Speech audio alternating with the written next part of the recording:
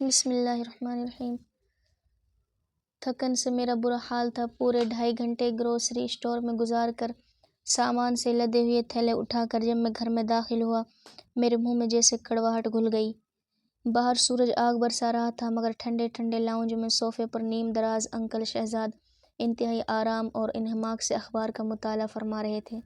میری آہٹ محسوس کر کے انہوں نے اخبار کے پیچھے سے اپنا چہرہ نمودار کیا اور وائڈ اسمائل دی۔ بڑی ہی مشکل سے میں نے خود پر کنٹرول کرتے ہوئے ان کو سلام کیا، جس کا جواب دیتے ہی انہوں نے دوبارہ اخبار اپنے خوبرو چہرے کے آگے کر لیا۔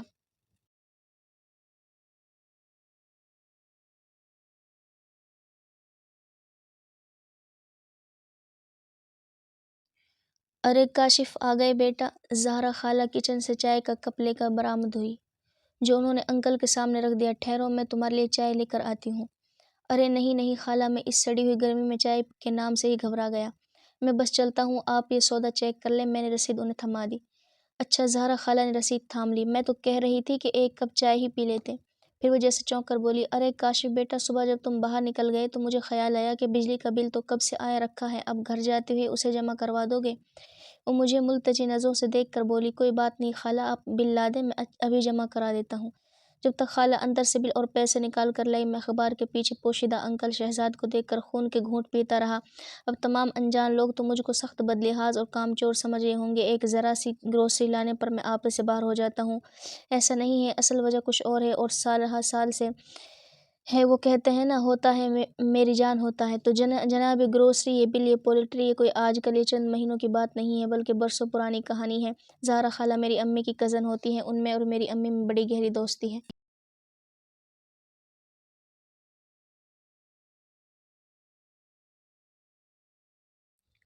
ان کے بچپن سے ان کی اور میری امی کی شادی بھی تقریباً آگے پیچھے ہوئی تھی۔ امی بتاتی ہیں، زہرا خالہ اپنی نوجوانی میں بالکل عام سی خاتون ہوا کرتی تھی، سانولی سلونی، دبلی پتلی، نہ جانے کس طرح ان کا جیک پاٹ نکل آیا۔ اس وقت تو ان کو ایسا ہی لگا ہوگا کہ ان کے لیے انکل شہزاد کا رشتہ آ گیا تھا۔ فوریسٹ آفیسر تھے انکل شہزاد، اور بلا شک و شبہ بے حد ہینڈسم تھے۔ کسی حسین عورت کی شادی اگر کسی گئے گزرے سے ہو جائے تو اچھی نہیں بھی جاتی ہے، لیکن جو اگر کوئی عام سی عورت کسی خوبصورت مرد کے پلے بن جائے تو بس جی، ساری زندگی خطرے کی گھنٹی عورت کو اپنے کانوں میں گونجتی محسوس ہوتی ہے۔ انکل شہزاد تو وجاہت کی سب سے اونچی سیڑھی پر کھڑے تھے۔ پھر خاندانی اور پڑھے لکھے زہرا خالہ تو ان کی پجارن ہی بن گئی۔ نہ جانے انکل شہزاد اس شادی پر راضی کیسے ہو گئے، حالانکہ اس وقت کئی لڑکیاں دل ہی دل میں ان کے طلبگار تھیں۔ بس ان کے ایک اشارے کی دیر تھی، مگر انکل شہزاد کی اماں تو سیدھا ان کا رشتہ زہرا خالہ کے لیے لے گئی۔ میری امی کو تو ساری زندگی شک رہا کہ شہزاد انکل کی اماں جان نے جان بوجھ کر ایک سے بڑھ کر ایک حور شمائل لڑکی کو چھوڑ کر زہرا خالہ کا انتخاب اس لیے کیا تھا تاکہ وہ ان کے دل پر راج نہ کر سکے اور ان کا بیٹا بھی ان کے ہاتھوں سے نہ نکلے۔ اور تھوڑے سے فرق کے ساتھ بالکل ایسا ہی ہوا۔ کون سے فرق کے ساتھ؟ ٹھہرے، میں آپ کو شروع سے بتاتا ہوں۔ آج سے کوئی 25-26 سال پہلے انکل شہزاد کی شادی زہرا خالہ سے قرار پا گئی۔ جیسا کہ میں نے کہا، یہ ایک خاصی بے جوڑ شادی تھی۔ ٹھیک ٹھاک سانولی، بے حد دبلی پتلی عام سی زہرا خالہ اور بے حد خوبرو اسمارٹ انکل شہزاد۔ وہ فوریسٹ آفیسر تھے، مگر جب وہ اپنی اوپن جیپ میں جنگلات کے دوروں پر آتے جاتے تھے، بالکل ہیرو لگا کرتے تھے، وہ بھی ہالی ووڈ کے۔ شہزاد انکل نے اپنی بے جوڑ شادی پر دل میلا نہیں کیا، ان کے پاس دل بہلانے کا بہت سامان موجود تھا۔ ان کے کئی افیئرز پورے خاندان کے علم میں تھے، وہ زیادہ تر گھر سے باہر رہتے تھے۔ رفتہ رفتہ دوروں میں اور اضافہ ہوتا گیا اور انہوں نے جیسے گھر آنا چھوڑ ہی دیا۔ چند سالوں میں ان کے یہاں 2 بیٹیاں بھی ہو گئی، ایمن اور سمن، مگر بچیوں کی پیدائش نے بھی ان کے معمولات میں کوئی فرق نہیں ڈالا۔ میں اور ان کی بڑی بیٹی ایمن تقریباً ہم عمر تھے۔ اس وقت ہم ایک ہی اسکول میں پڑھتے تھے۔ میں اور امی اکثر زہرا خالہ کی طرف چلے جاتے تھے، شہزاد انکل تو کبھی گھر میں ہوتے ہی نہیں تھے۔ ان کی اماں اس وقت حیات تھی، اپنے ہاتھوں سے جان بوجھ کر کرائی گئی اس شادی کا سارا الزام وہ انتہائی ڈھٹائی سے زہرا خالہ پر ڈالا کرتی تھی، اور انکل شہزاد کے گھر سے لا تعلق رہنے کی وجہ زہرا خالہ کی کم صورتی کو ٹھہراتی تھی۔ کبھی کبھی الزامات کا رخ صرف 2 بیٹیوں کی طرف مڑ جاتا، جیسے بیٹا نہ ہو سکنے کی گنہگار صرف زہرا خالہ ہوں۔ زہرا خالہ بیچاری اپنے نہ کردہ گناہوں پر شرمندہ رہا کرتی تھی اور چپ کے آنسو بہاتی تھی۔ کبھی کبھار جب انکل شہزاد شاید منہ کا مزہ بدلنے کو گھر تشریف لاتے تو زہرا خالہ کو ایک کنیز سے زیادہ حیثیت کبھی نہ دیتے تھے۔ ان کا کام صرف کھانا رکھنے، کپڑے دھونے اور استری کرنے کا رہ جاتا تھا، مگر زہرا خالہ اس پر بھی لاکھ لاکھ شکر بجا لاتی کہ کم از کم ان کے اوپالو ان کی نظروں کے سامنے تو ہیں، اور دیوتا کی تو صرف پوجا کی جاتی ہے، شکایت نہیں کی جاتی۔ بہرحال وقت آگے بڑھا اور انکل شہزاد کی بے اعتنائی اور لا تعلق کی باقاعدہ ناپسندیدگی میں بدلنے لگی۔ زہرا خالہ کی ساس ببانگ دہل ان کے انکل شہزاد کی دوسری شادی کا اعلان کرنے لگی۔ اے میرا بچہ گھر کی شکل بھول گیا ہے، وہ ہر آنے جانے والے کے سامنے دہراتی۔ وہ بھی کیا کرے جب ایسی منحوس صورت عورت گھر میں موجود ہوں سیاہ رات بن کر چھا گئی ہے میرے چاند جیسے بیٹے کی زندگی پر۔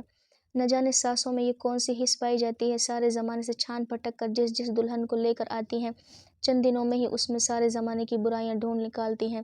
خیر یہ تو انکل شہزاد کی اماں کے خیالات تھے، نہ جانے کس طرح اپنی بے لگام زبان اور اپنی بہو کے دل کو چھلنی کر دینے کے حساب کتاب انہوں نے خدا کے سامنے چکائے ہوں گے۔ شکر ہے وہ ایک اور بوجھ اپنے ساتھ جانے میں کامیاب نہ ہو سکی، یعنی انکل شہزاد کی دوسری شادی کروانے کا بوجھ۔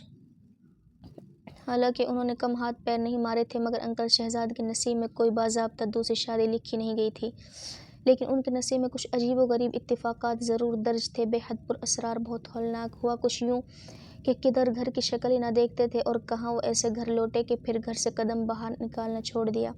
کیسی آوارگی، کیسی تفریح، یہاں تک کہ کیسی نوکری، سب چھوڑ چھاڑ دیا، صرف ہر وقت زہرا خالہ کو آوازیں لگاتے، بس تم ہر وقت میرے پاس رہا کرو۔ وہ التجا کرتے، زہرا خالہ کی ساس کے تن بدن میں آگ لگ جاتی۔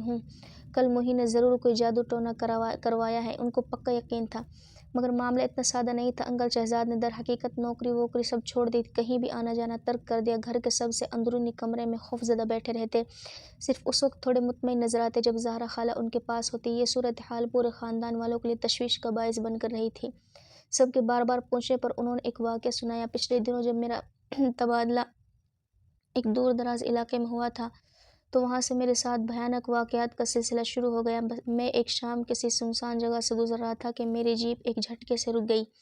میں نے اسے اسٹارٹ کرنے کی بہت کوشش کی، مگر اسٹارٹ ہو کر نہیں دے رہی تھی۔ میں جیپ سے باہر نکلا اور کسی مدد کی تلاش میں پیدل چلنے لگا۔ شام کا اجالا رات کے اندھیرے میں بدل رہا تھا، میں جانے کہاں نکل آیا تھا۔ چلتے چلتے ایک عجیب احساس ہونے لگا، جیسے میں اکیلا نہیں، کوئی میرے ساتھ چل رہا ہے۔ میں نے غور کیا تو مجھے باقاعدہ کسی کے لباس کی سرسراہٹ محسوس ہونے لگی۔ جب میں رکتا تو آواز بھی رک جاتی۔ میں گھبرا کر واپس مڑ گیا، تیز تیز قدم اٹھا کر جیپ کے قریب پہنچ گیا۔ تیز چلنے سے میں ہانپ گیا تھا، مگر میرے ساتھ چلنے والی مخلوق بھی ایسی آوازیں نکال رہی تھی جیسے میرے پیچھے بھاگ کر وہ بھی تھک گئی ہے۔ شکر ہے کہ جیپ فوراً اسٹارٹ ہو گئی۔ میں آندھی طوفان کی طرح گاڑی بھگاتا گھر آ گیا۔ مجھے رہنے کے لیے جو گھر دیا گیا تھا بہت ہی پرانا تھا، اس میں کمرے تو بے شمار تھے، مگر بہت خستہ حال تھا۔ میرا ملازم وہیں کا رہنے والا تھا، میرے لیے کھانا بنا دیتا تھا اور صفائی وغیرہ کیا کرتا تھا۔ میرے رہنے کے لیے اس نے 2 کمرے صاف کر دیے تھے، باقی گھر کاٹھ کباڑ سے بھرا ہوا تھا۔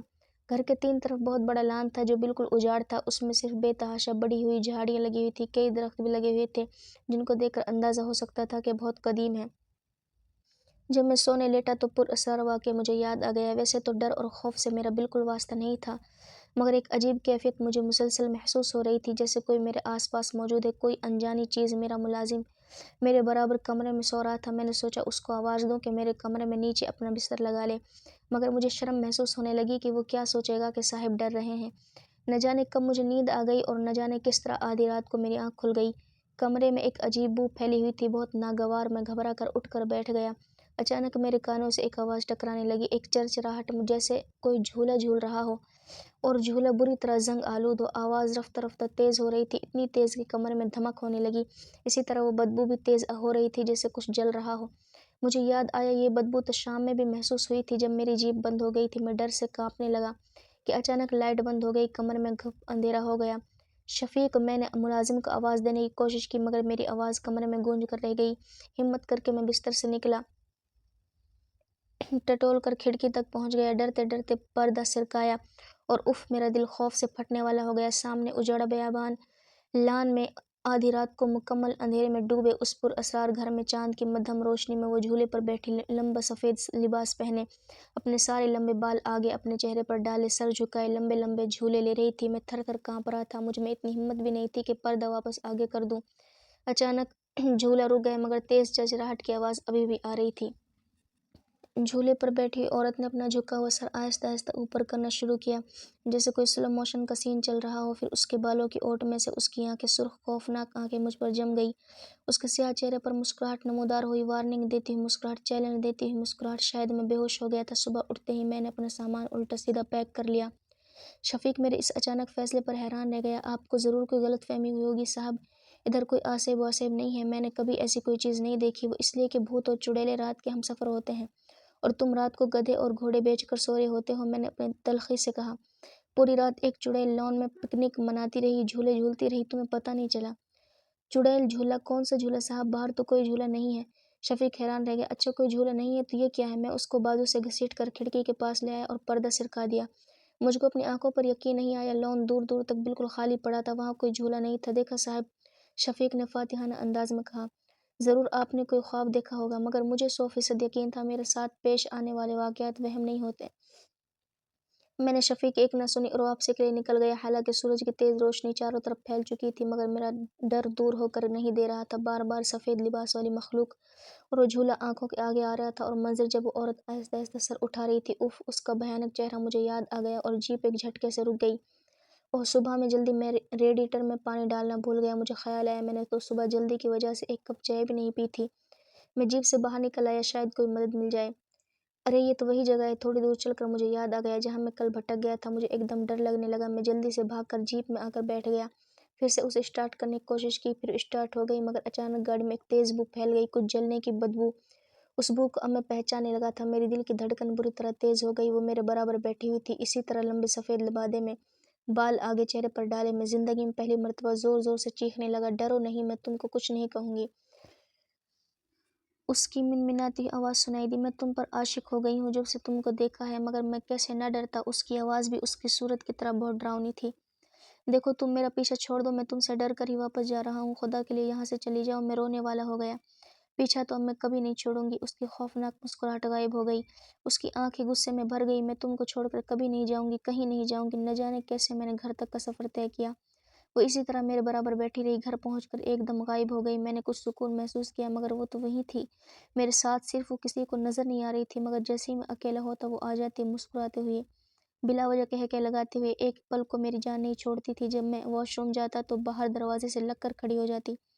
وہ میرے سوا کسی کو نہ نظر آتی تھی، نہ ہی اس کی آواز کسی کو سنائی دیتی تھی۔ آرام سے کمرے کے کسی کونے میں موجود اپنے بالوں کی اوٹ سے مجھے دیکھتی رہتی تھی، اور کبھی کبھی تو رات کو میری آنکھ کھلتی تو چھت سے الٹی لٹکی میرے اوپر جھکی ہوتی تھی۔ اس نے مجھے اتنا خوفزدہ کر دیا کہ ڈر سے میرا دل بے حد کمزور ہو گیا۔ صرف اس وقت وہ چلی جاتی تھی جب میری بیوی میرے ساتھ ہوتی تھی۔ رقابت کی آگ اس چڑیل سے بالکل برداشت نہیں ہوتی تھی۔ انکل شہزاد نے سارا قصہ تفصیل سے اور ڈر سے کانپتے سنا دیا تھا۔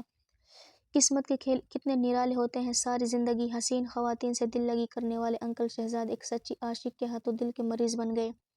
اب کیا کیا جائے؟ جو عاشق ایک چڑیل تھی، ایک عرصے تک جس بیوی کے سائے سے بچتے تھے، اچانک اس کے آنچل میں پناہ مانگنے لگے۔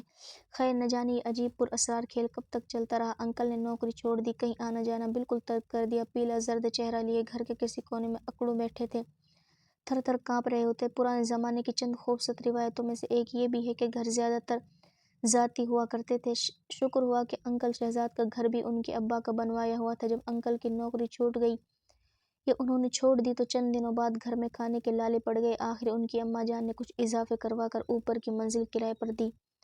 جیسے تیسے گزارا ہونے لگا۔ زہرا خالہ کی نہ تو اتنی تعلیم بھی اور نہ اتنا اعتماد کہ کہیں نوکری کر لیتی، اوپر سے دونوں بچیاں بھی گھر کے اتنے عجیب اور گھٹے ماحول کی وجہ سے اتنی کم ہمت اور کم اعتماد نکلی کہ ٹھیک سے بات تک نہیں کر پاتی تھی۔ ڈھیر سارے سال گزرے۔ شہزاد انکل کی اماں آخرکار دنیا چھوڑ گئی، بچیاں بڑی ہو گئی، شہزاد انکل کے اوپر عاشق مخلوق کا عشق لاحاصل بھی آخر مدھم ہو گیا۔ اب ہر وقت ان کے پاس نہیں ہوتی تھی، بلکہ کبھی کبھار اپنے محبوب کے درشن کرنے تشریف لایا کرتی تھی۔ خیر یہ ساری رام کتھا تو وہ ہے جو میں نے اپنے بچپن سے سنتا چلا آیا ہوں، مگر اب میں اصل بات کی طرف آتا ہوں۔ نہ تو مجھے کسی چڑیل پر یقین تھا، نہ انکل شہزاد کے اس پروپیگنڈے پر کہ وہ اس قدر لاچار اور کمزور ہو چکے ہیں، کوئی کام نہیں کر سکتے۔ نہ تو نوکری رہی، نہ کوئی گھر کے کام۔ میں نے سالوں سے ان کو دیکھا، گھر میں موجود اخبار و کتابوں کا مطالعہ فرماتے دیکھا تھا، رات کو ٹی وی کے آگے براجمان ہو جاتے۔ لوگ کہتے ہیں ان کی حالت برسوں بہت بری رہی، مگر اب تو بالکل صحت مند لگتے تھے ہر اعتبار سے۔ ان کا کہنا تھا کہ شدید خوف زدہ رہ رہ کر ان کے اعصاب جواب دے چکے ہیں اور وہ کوئی کام کر نہیں سکتے۔ میں برسوں سے ان کے گھر کی ہر ڈیوٹی دیتا آ رہا ہوں، ان کے گھر کا ہر چھوٹا بڑا کام میری ذمہ داری بنا دیا گیا ہے۔ خیر مجھے کوئی اعتراض نہیں ہے، میں ان کے بیٹے جیسا ہوں، مگر انکل شہزاد ان کا کبھی کوئی کام نہ کرنا محض ایک ڈھکوسلا ہے۔ وہ اپنی ہڈ حرامی کو اس ڈرامے میں چھپاتے آئے ہیں۔ مجھے پکا یقین ہے، ہو سکتا ہے برسوں پہلے کوئی ہلکا پھلکا واقعہ پیش آ گیا ہو، جیسے کہ اکثر لوگوں کے ساتھ پیش آ جاتا ہے، مگر اتنے سالوں تک مسلسل اسی کیفیت میں رہنا ناممکن ہے۔ ہیلو کاشف بھائی، سمن کی سخت گھبرائی آواز سے میں بھی گھبرا گیا۔ ہاں سمن، کیا ہوا ہے؟ خیریت تو ہے؟ وہ کاشف بھائی، امی کی طبیعت بہت خراب ہے، بے ہوش ہو گئی ہیں۔ ابو نے کہا ہے آپ کو کہوں ڈاکٹر کو لے آئیں۔ میں زہرا خالہ کی طبیعت کا سن کر خود پریشان ہو گیا تھا، مگر ابو کا نام سن کر بری طرح تپ گیا تو موصوف ڈاکٹر کو بلانے کی زحمت بھی نہیں کریں گے۔ مفت کا نوکر جو ملا ہوا ہے۔ خیر، خود پر کنٹرول کر کے سمن کو تسلی دی۔ رات کے 1:30 بج رہے تھے۔ اپنے دوست اور پڑوسی ڈاکٹر نعمان کو نیند سے اٹھا کر خالہ کے گھر لے گیا۔ شکر ہے خطرے کی بات نہیں تھی، ان کا بلڈ پریشر ہائی ہو گیا تھا۔ ظاہر ہے ایسے شوہر کے ساتھ زندگی گزار کے بلڈ پریشر تو ہائی ہونا ہی تھا۔ آج پتہ نہیں کیوں مجھے انکل پر ہمیشہ سے زیادہ غصہ آ رہا تھا۔ بیچاری خالہ کتنی کمزور ہو گئی تھی، اور ایمن اور سمندری سہمی زرد رنگت والی لڑکیاں، ان میں تو اتنی ہمت بھی نہیں تھی کہ بیمار ماں کو ڈاکٹر کے پاس لے جاتی۔ سر پر باپ کے موجود ہوتے ہوئے کیا عمر ہوگی اس وقت انکل کی؟ میں نے دل میں حساب لگایا، 52 یا 53 سال، بالکل جوان نظر آتے تھے۔ بقول ان کے وہ دل کے مریض بن چکے تھے، مگر وہ ابھی بھی ایک اشارے سے کسی کو بھی درد دل میں مبتلا کر سکتے تھے۔ میں نے ایک زہریلی نگاہ ان پر ڈالی، ان کے صرف چند بال سفید ہوئے تھے، چہرے پر کوئی شکن نہیں تھی۔ میرے ساتھ بیٹھے یقیناً میرے بڑے بھائی لگ رہے ہوں گے، مجھ سے کہیں زیادہ وجیح بڑے بھائی۔ کاشف بھائی آپ آج یہیں رک جائیں پلیز، امی کی طبیعت ٹھیک نہیں، ڈر لگ رہا ہے، سمن نے التجا کی۔ میں ویسے تو اکثر یہاں آتا جاتا رہتا تھا، مگر رات کو رکنا مناسب نہیں لگ رہا تھا، اور سمن کے پیلے پڑے چہرے کو دیکھ کر مجھے ترس آ گیا۔ چلو ٹھیک ہے، میں امی کو فون کر کے بتا دیتا ہوں۔ سمن مطمئن ہو گئی۔ میرا بستر انکل شہزاد کے کمرے میں لگا دیا گیا۔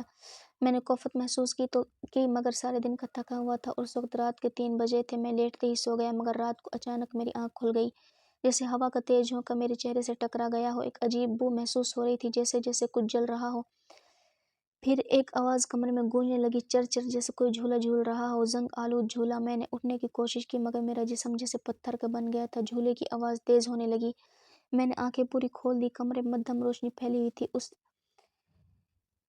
ملگجی روشنی میں کوئی اندر داخل ہو گیا۔ سفید لباس میں، بال آگے ڈالے، آہستہ آہستہ انکل شہزاد کی طرف بڑھ رہی تھی۔ میرا دل خوف سے پھٹنے لگا۔ وہ انکل کے قدموں میں بیٹھ گئی، ان کے پیر سہلانے لگی۔ انکل نیند میں کسمسائے، اس نے آہستہ سے اپنے منہ سے بال ہٹا دیے۔ انکل شہزاد نے ساری زندگی اس کے بھیانک چہرے کا جو نقشہ کھینچا تھا، وہ تو کچھ بھی نہیں تھا، وہ کہیں زیادہ مکروہ تھی۔ اچانک اس کی سرخ آنکھیں مجھ سے ٹکرا گئی، میں ڈر سے کانپ رہا تھا۔ مسکرانے لگی، پھر مجھ پر نظر جمائے ہوئے اس نے اپنی کالی سیاہ زبان نکالی اور انکل کے قدموں پر رکھ دی۔